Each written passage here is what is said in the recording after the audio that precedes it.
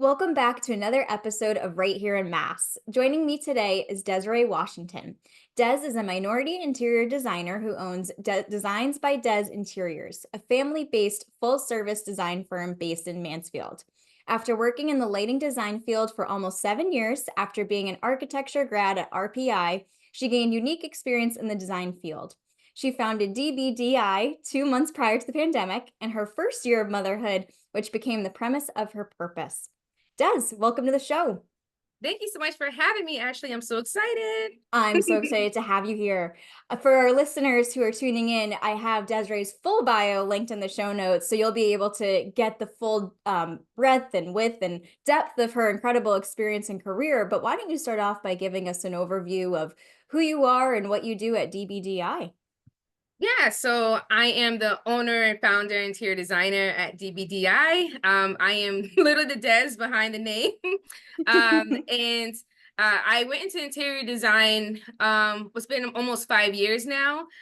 Like you mentioned in my intro, I started off in architecture. So I always had a passion since I was a kid to just really embrace a lot of like community work and give back to the community. I had a traumatic experience happen to me when I was in middle school, where we had a house fire. To the point where we lost everything. And ever since I saw the community reach out to my family, like that became like a really big part of my purpose with whatever industry I went into. And so I just became so passionate with trying to help as many people as I could. And originally I said I was going to be a construction worker, and here I am, nothing like that, nothing like that at all.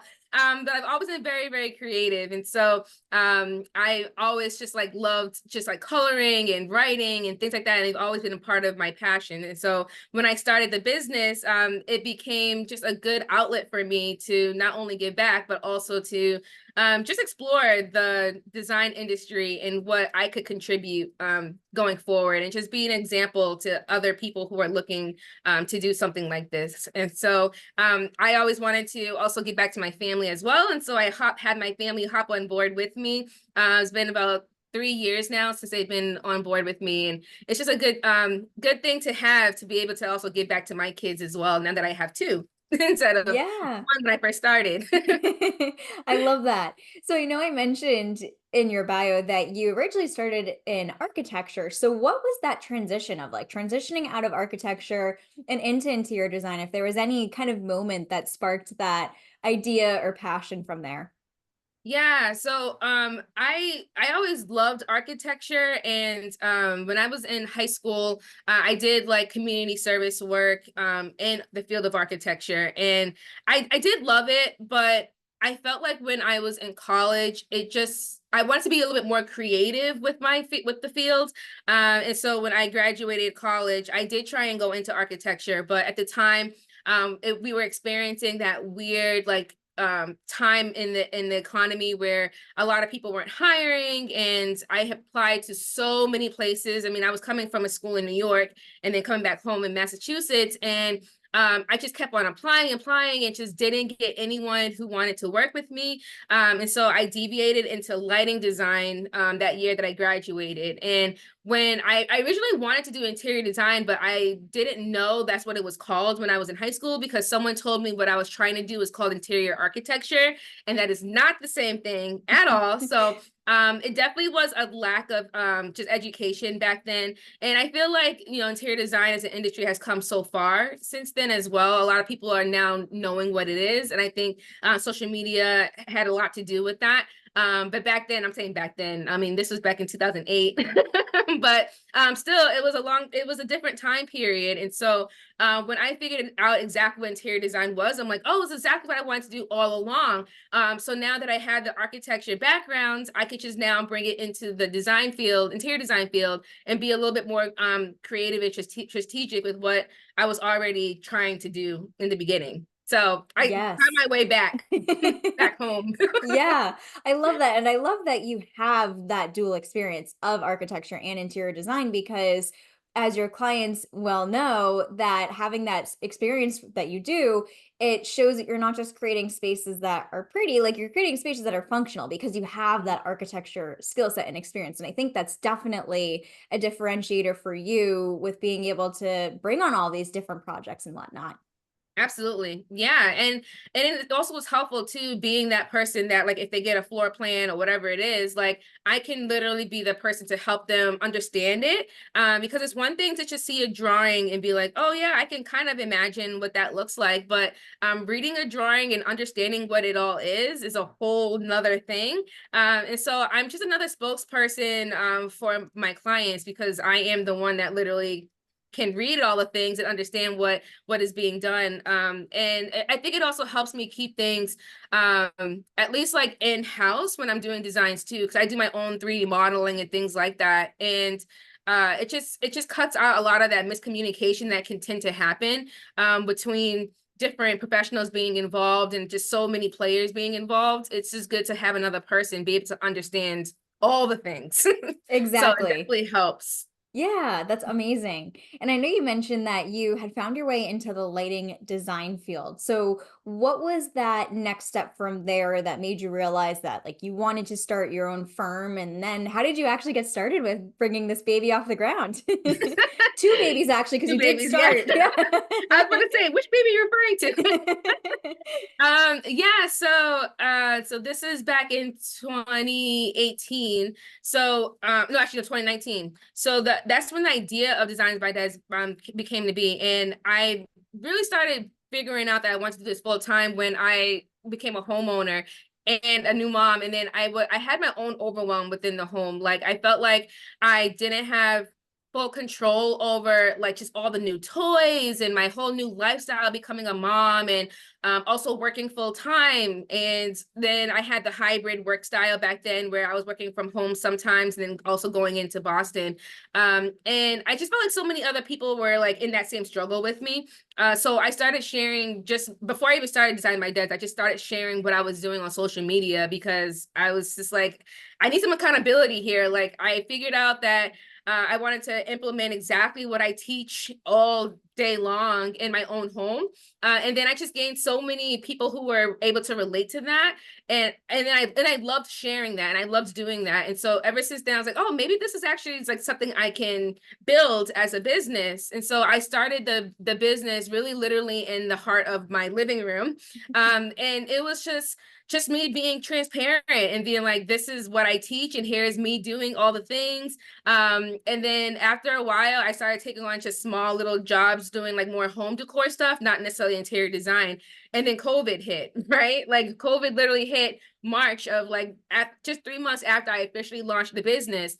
And then that was when my other company restructured. So I was literally doing 2 full-time jobs at the same time, Oh which my is insane, gosh. as you can imagine. But at the same time, it was the perfect time for me to go into my business full time, because I felt like I had so many clients that were looking to do something like this. And then when COVID hit, we were home, right? So that need of like, all right, I want to be more cozy and comfortable in my house, I want to gain control of my house, became an important purpose for a lot of people. And so my business honestly just took off a lot, like really fast, on doing like virtual design for so long. I had clients all over the country who were just looking for some kind of help. And then after that, once COVID started going slightly away, because it's never away, right? Once COVID started to slow down a little bit, I started figuring out that I wanted to take on different type of projects and wanted to get my hands dirty in more of like the rental side of things. And so I would say over time, my business definitely evolved from just being that home decor niche to now just being a little bit bigger and being full service and full stream. But I always feel like that's a big part of why I started, was mainly because I just wanted to help other moms who were struggling like me. Yeah, I love that. And it was the perfect storm for you because, like you said, I mean, everyone was home and they're like, all of a sudden realizing, I really hate my living room wall color, like just Hmm. noticing all these things because they hadn't spent that much time at home before. And so it was just the perfect opportunity for you to come in and, like you said, share everything that you were personally doing. And then, which also inspired your clients and just really took off from there. Yeah, absolutely. Yeah, and I didn't mention this in my bio, I don't think, but I also have a minor in human psychology. And so when I was teaching things on social media, I was also connecting it back to how our like psyche and how our behavior is influenced by the things we're doing in our home. And it became a whole nother thing, because then it's like, oh, no wonder why you hate this color, because it's this color does XYZ or whatever the thing was. And so it was always a reason behind like the struggle, and always trying to figure out like this is actually a deeper personal development journey. It's not just about a pretty picture on a feed. It's more than that. Like, how can we have interiors help us be better individuals and show up better in the world? And so it became a whole big thing. And I always tell people, I'm like your bestie, but also your therapist. I'm like here to be a mirror to you, a mirror of like what you're saying and maybe what you're struggling with, but I'm not afraid to be like, you're struggling because of this, and this is what we're gonna do to fix that. Yes, and that's another differentiator too, is that it's almost like that blend of art and science behind it, where people are able to Mhm. understand why they're feeling how they're feeling and how it translates into how their home is designed and how it affects their environment and everything around them. Yes, absolutely. The And so things you wouldn't think about design when you're like on like social media, and you're just like, oh, it's so pretty.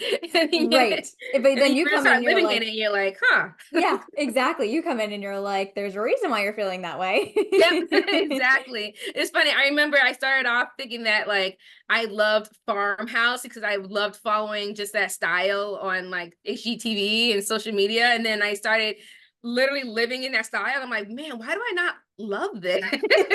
I remember getting rid of all my stuff and just being like, all right, I need to really dive deep into this and not just see it as a, like the trendy thing. Like, Exactly. it's more than so many styles and things like that. So That's a I great literally use point. myself as a guinea pig in my business. Yeah, and then now here you are balancing all of these amazing projects and having all of these really cool clients and other contractors and vendors that you've had the opportunity to work with.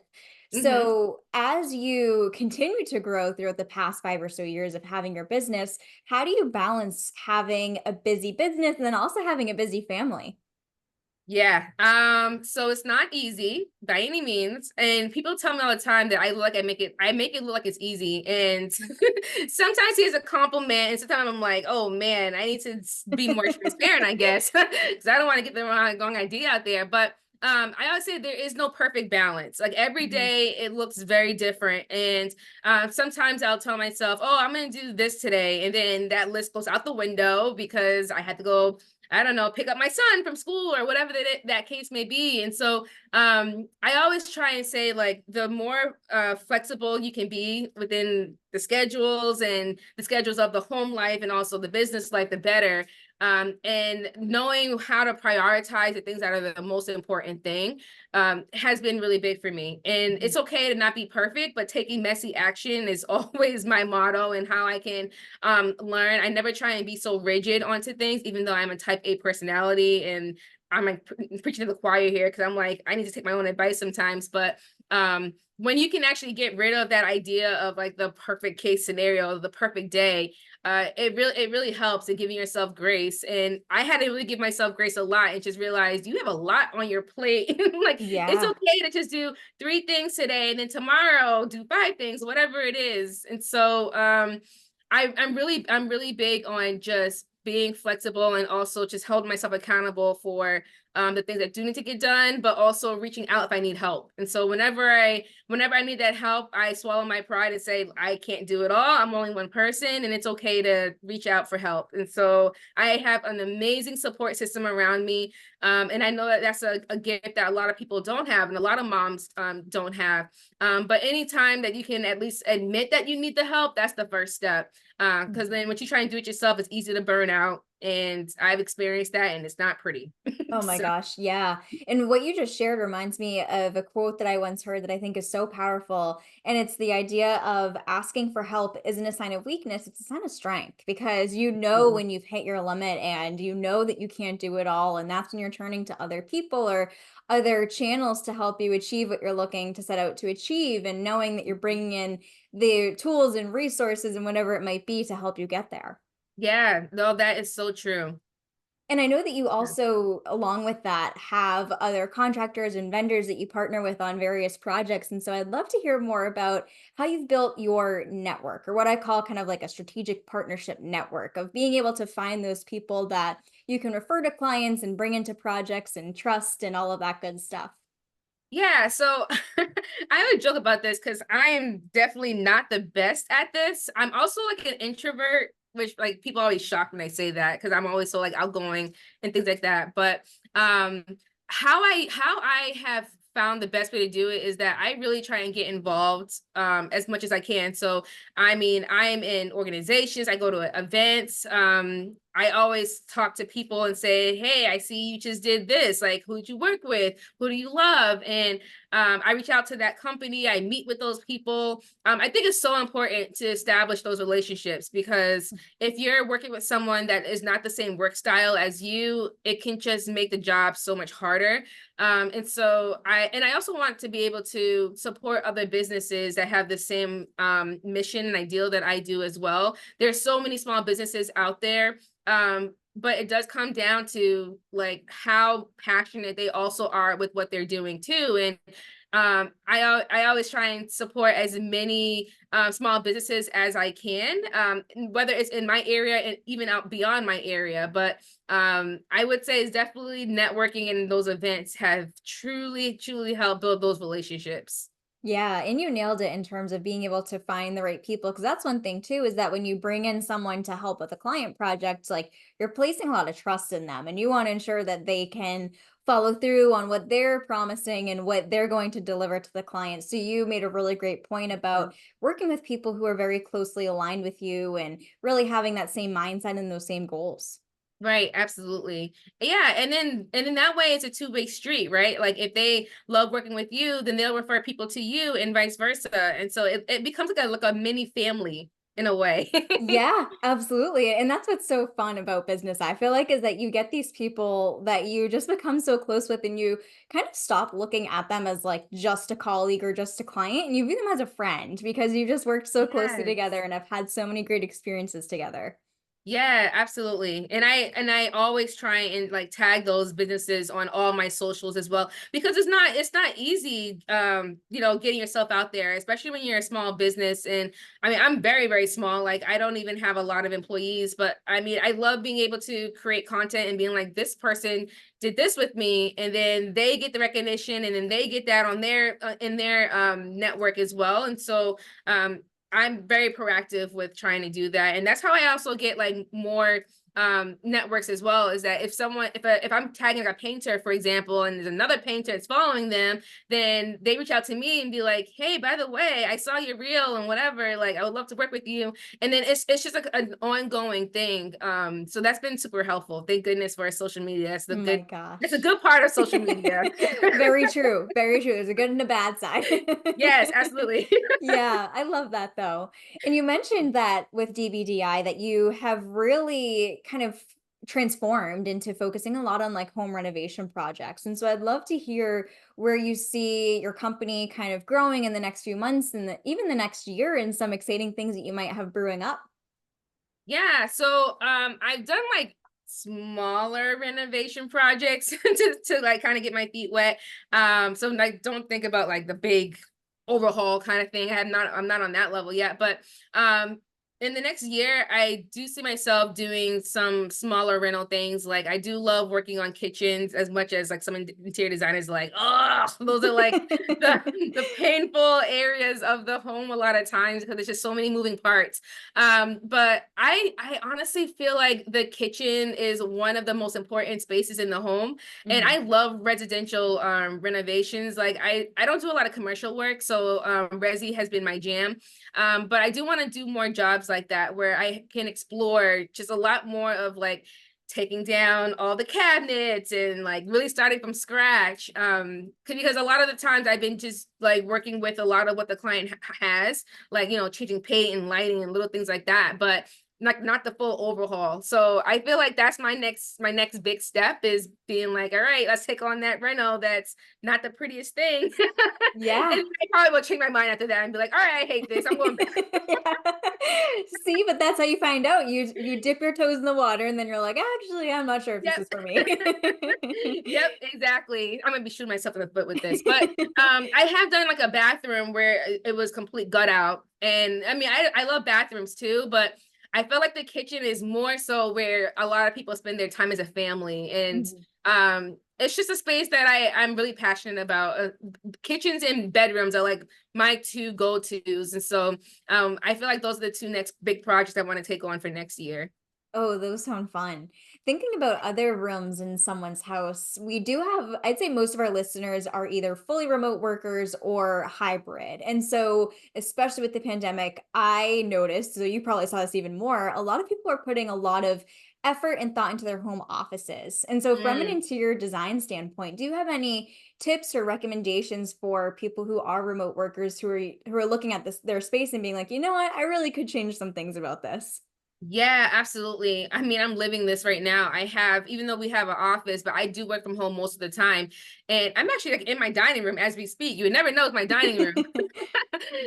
But yeah, I love to see spaces as being multifunctional and multi-purpose. And so see the office not only it also depends what kind of work you're doing as well. I don't want to say like go Mhm. in the living room and then, have toys everywhere. It'd be a playroom and then you'd be have to be like have the door closed if you're in a meeting and whatnot. But I would say evaluate like the spaces that are in your home right now and like what kind of tasks you need to do in your home office and see how you can be flexible. Like for example, right now, I'm converting my dining room literally into my home office because I'm seeing like how often is my family sitting around the dining room table for dinner Mhm. versus where I know that I need a space to also work. And maybe my space, hey, there's moments where we're hosting for the holidays, maybe my desk can turn into like a dining room table. So things like that, rethinking different furniture pieces that can literally serve as different functions has been super helpful. And also too, I know this might sound a little crazy, but if you have any things that are like our storage for your office space, like I have 2 bookcases in my living room filled with office stuff, but like obviously it's not the best case scenario. However, working with the space you currently have so that you're not feeling like I have to create another room or build a room in my home, really utilizing what you have and just trying to see what makes the most sense, I think is very helpful.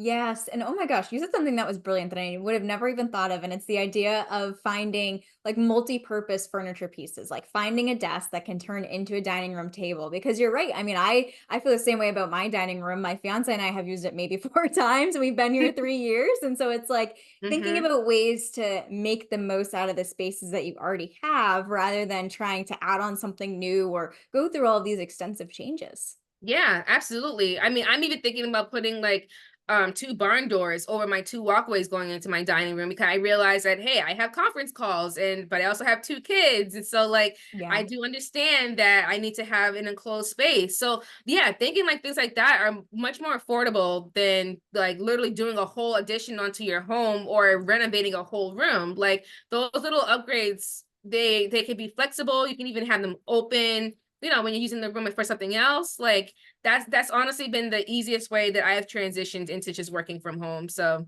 it's been helpful. It's been good so far to see it that way. And another way to just utilize space because like I said, we in New England, like we have these formal little rooms in our architecture of our homes. But like you said, we don't really use those dining rooms as much. And I do love a tablescape. Like you'll see on my social media. I mean, I love to set the dining room table and things like that, but Yeah. it's not practical all the time. So Yeah, yeah. exactly. So fun. I love that. And so, for anyone who's listening to this episode who might be new to the industry or looking to get into it, what advice would you have to give to them? Ooh.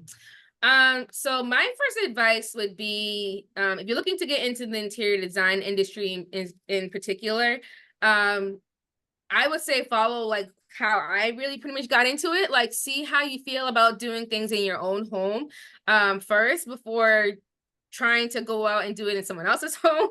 Yeah, that's a And fair then point. yeah. Yeah, absolutely. And I started off to taking like a lot of master classes. Like there's so many classes out there where you can just literally learn basic stuff. Like why does color matter or like what are certain like interior design principles. Those are the things that you can literally just take online and just learn more about the industry and also just get your feet wet a little bit or more so of like the practicality behind like why we're doing the things we're doing versus just making them look pretty. And then just keep on playing around and having fun with it. Like I feel like when you can actually have fun with it, it doesn't feel like work anymore.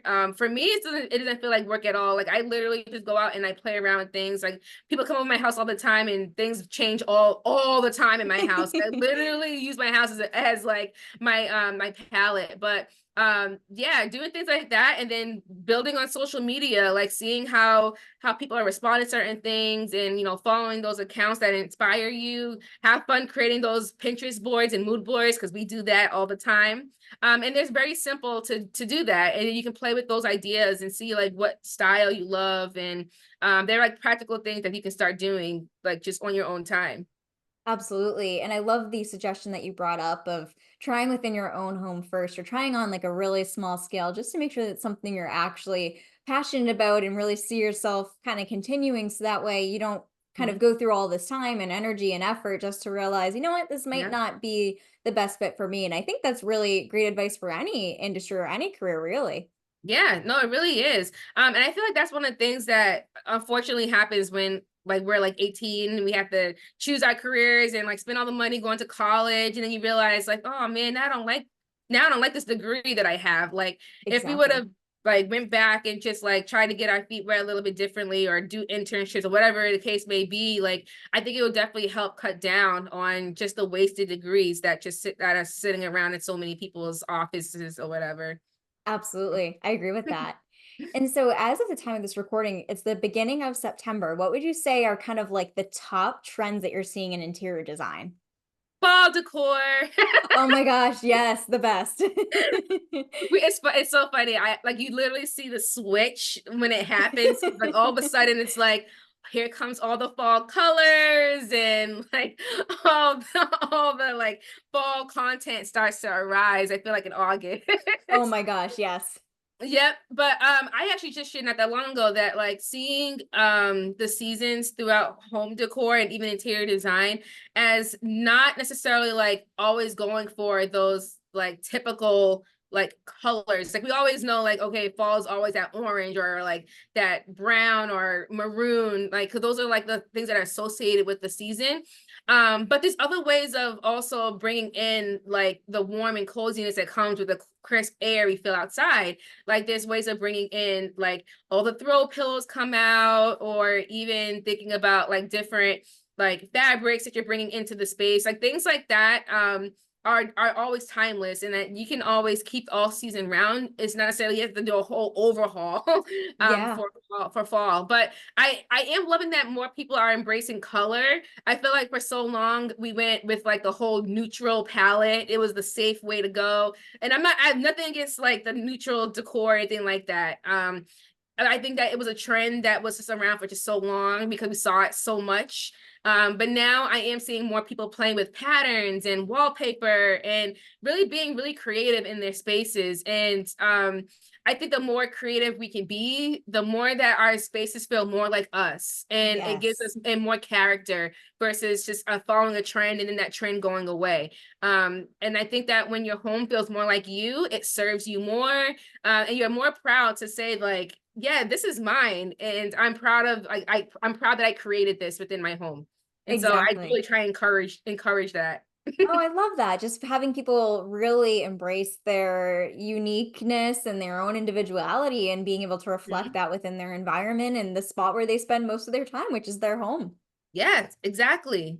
And that's where you're gonna have the biggest impact on your behavior, because like we spend so much time at home. I mean, I know there's a lot of time you go out to work and things like that, but your home is like literally your safe haven. And so if Mhm. you can't feel safe and comfortable at home, then where can you feel safe and comfortable in? And so I feel like this is where memories are started, and it has a big impact. It does matter. Yes, absolutely. Oh, I love that. Des, as we get closer to the end of this episode, one of my favorite questions to ask our guests is what their favorite local businesses are to support. So, what would you say yours are? I'm gonna call out all the people that not all the people, but the ones that I love to work closely with. So my electrician, his name is Steve Electric. I think he's in Worcester now. He's my go-to for my electrical work. I do love Link Solutions, who are the painters that I work with a lot. I know Sherwin-Williams is not that small, but like they're my painter go-to people. So Sherwin, yeah, this is your shout out. And then I do a lot of closet work with my girl Trisha over at Mm. Trust and Trisha. She does a lot of my my closet installs and like closet organization, things like that. And I have a whole little interior design community network that I always like to not pass my clients over. That sounds awful. But if there's a style that they're looking for, that maybe I is not necessarily one that I can do. I do love to support Hello, how should you say it? Hello Interiors, I think is how you say it, is Alicia. Alicia Walsh, thinks her last name, but she's the one that does a lot of like more of like, she does color theory just like I do as well. And man, I'm trying to think of all the ones. Too many to remember. It's so many. I was trying to think of another one, but I better not call out all my interior design friends because I'm gonna be in trouble. I love that, but it shows how important community is to you since you have all of those people that you hold close. And like you said, if something isn't the right fit, you Yes. know someone who will be able to 100% deliver on that project. Yes. Oh, and one more I do want to say is Wesley, because she's my planter girl. I do Oh, love bringing perfect. plants into the home. I really think bringing in nature as much as possible, especially in the fall, is really, really good for New Englanders with the winter blues. Those plants that can Yes. survive in the winter is really good with just like cleaning out your air, helping with your breathing quality. And also just like getting rid of those winter blues. Cause like I know Christmas trees are nice and all the things like that too, but plants are good all year round. And so Wes has been amazing with just like curating plants and styles. Like that's a whole nother industry, but it's a whole nother thing that really has an impact on the interior spaces as well. So Oh, I love that. That's perfect. Des, this has been such an awesome episode, and I've really appreciated having the opportunity to have you come on the show and share everything that you're doing at DBDI. And now thank I'd you. love to give you the opportunity to share with our listeners where they can find you online in case they'd like to connect further. Absolutely. So I live on Instagram and TikTok. I know people are like TikTok. But yeah, so I'm Designs by His Interiors on TikTok, and I'm Mrs. Des Edge on Instagram. People always say, where does that Des Edge come from? My maiden name is Edge. My first name Des Edge. They get it. So creative. Um, and then I'm also on Facebook. I'm on Facebook underneath the business name Designs by Des Interiors. And then I also live on my website at designsbydesinteriors.com. I make it very simple. If you type in Designs by Des, you'll find me everywhere. I'm on LinkedIn as well. I think I hit all the platforms. Oh, I am on Pinterest, but I'm a little bit newer to Pinterest. I know it's Mhm. shocking as a interior designer. But yeah, you can also start following me there. I will be sharing a lot more fall inspo stuff on my Pinterest Love this coming it. season. So Awesome. And I will link to all those places in the show notes that our listeners can click through and connect with you from there. But thank you so much again for coming on today's show. thank you again for having me. This was so wholesome. Oh, I I'm so love that. excited.